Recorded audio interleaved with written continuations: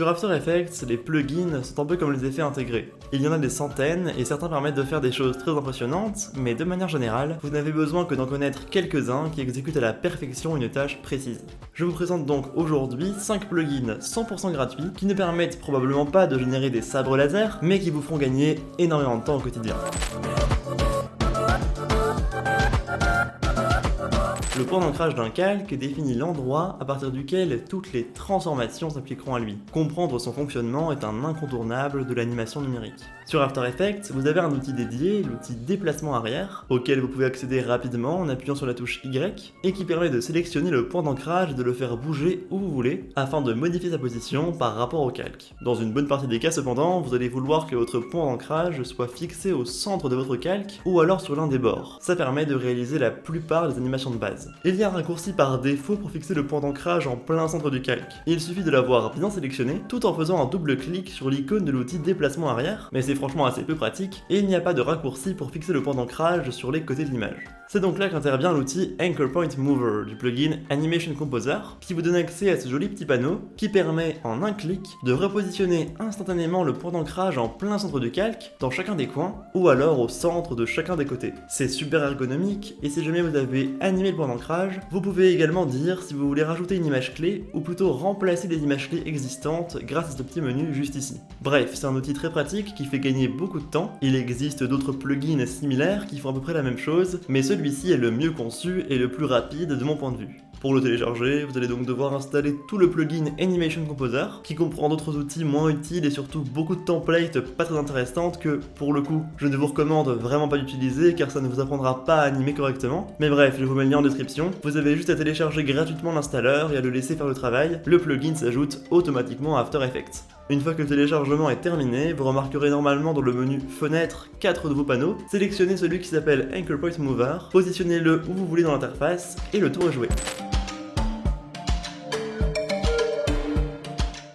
Lorsqu'un objet se déplace rapidement, on a tendance en motion design à accentuer ce mouvement en rajoutant une traînée derrière lui. Si on peut techniquement le faire à partir du flou de mouvement intégré au logiciel, c'est quelque chose qu'on évite généralement de faire car c'est un paramètre sur lequel on a peu de contrôle et qui ne donne pas vraiment le rendu organique recherché. C'est pourquoi on utilise généralement l'effet Echo à la place, qui permet de créer des copies du calque avec un léger décalage dans le temps et qui donne souvent des bien meilleurs rendus. Cependant, c'est un effet dont les paramètres ne sont pas parfaitement adaptés à la création de traînées et il peut être un petit peu frustrant de se dépatouiller avec pour obtenir le rendu souhaité. C'est pourquoi le petit script Schmear de Battleaxe vaut largement le détour. Il se base sur l'effet Echo pour créer des traînées, mais avec des paramètres beaucoup plus intuitifs, qui permettent de le modeler bien plus facilement. Tout en gardant le contrôle sur l'atténuation de l'effet Echo original, vous pouvez ajuster facilement la distance de la traînée, le seuil minimal de vitesse qui doit être franchi avant qu'elle ne se déclenche, et éventuellement multiplier le nombre de copies si jamais elle n'est pas assez smooth.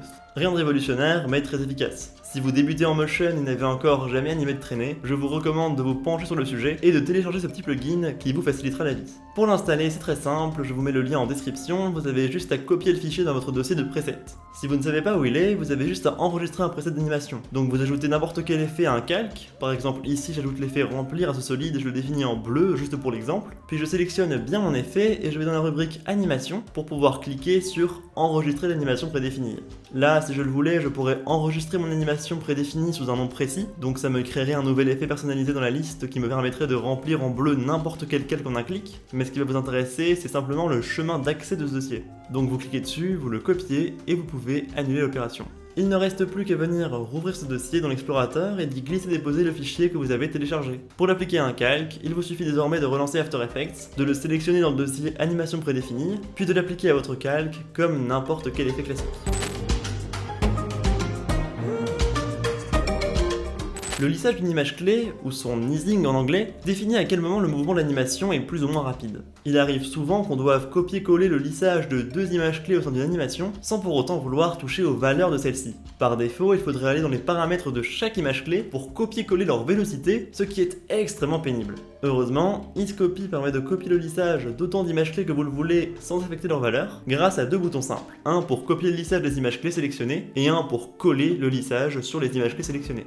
C'est un gain de temps énorme et c'est probablement un des plugins les plus utiles et les plus connus. Je vous mets le lien de téléchargement dans la description. Pour l'installer gratuitement, il vous suffit d'indiquer un prix de 0€ au lieu des 15€ conseillés et de créer un compte sur leur site. Ils ne vous demanderont pas votre information de paiement et vous pourrez le télécharger directement. Ensuite, il vous suffit d'extraire le fichier zip, d'ouvrir After Effects, d'aller dans Fichier, puis dans Script, installer le panneau Script2B et de sélectionner le fichier JSXBin que vous avez téléchargé. Vous relancez After Effects et vous verrez le panneau apparaître tout en bas de la liste dans la catégorie Fenêtre. Comme pour le premier plugin de cette vidéo, il vous suffit de placer le script là où vous le voulez dans votre interface et le tour est joué.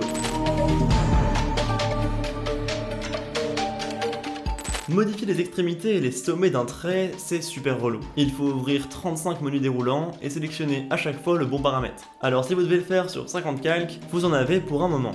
Sauf si vous utilisez Buttcapper qui permet en un clic de définir sur tous les calques sélectionnés si vous voulez des extrémités en pointe, des extrémités arrondies ou des extrémités projetées. Il vous suffit d'utiliser les mêmes icônes mais en faisant Alt-clic pour définir la forme des sommets au lieu de celle des extrémités. Enfin, le dernier icône permet de rajouter une expression qui fait en sorte que lorsque vous modifierez la taille du calque, vous n'impacterez pas sur la largeur des contours, ce qui peut être utile dans certains cas.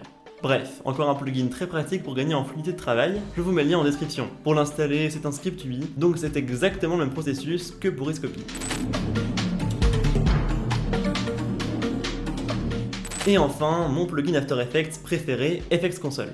Un peu comme les autres, il fait rien d'incroyable, mais une fois que vous comprenez son utilité, vous pouvez pas revenir en arrière. Concrètement, sa fonctionnalité principale est de permettre de trouver plus vite les effets que vous cherchez. À la place de devoir ouvrir la liste des effets, qui est franchement pas très ergonomique, vous avez juste à sélectionner le calque qui vous intéresse et à exécuter le raccourci CTRL/espace qui ouvrira une mini boîte de dialogue pour vous permettre de rechercher directement l'effet que vous voulez appliquer. C'est un petit gain de temps, mais c'est vraiment très agréable de pas avoir à balader sa souris à chaque fois qu'on veut appliquer un effet, et ça rend le workflow vraiment 10 fois plus agréable. C'est assez compliqué d'expliquer à quel point ça fait gagner du temps, mais vous comprendrez si vous essayez le plugin.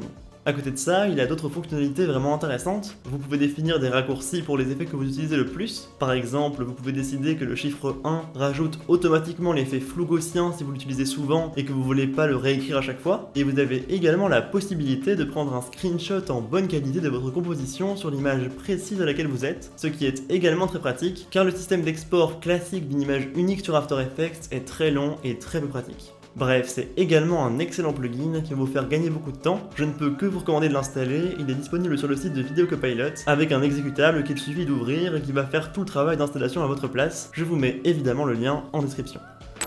N'hésitez pas à laisser un petit like si vous avez appris des choses et découvert des scripts intéressants. Il reste d'autres plugins du même genre dont j'ai pas eu le temps de parler, j'en ferai peut-être un épisode 2. En tout cas, n'hésitez pas à poser vos questions en commentaire si vous en avez, et abonnez-vous pour de nouvelles vidéos sur After Effects chaque semaine.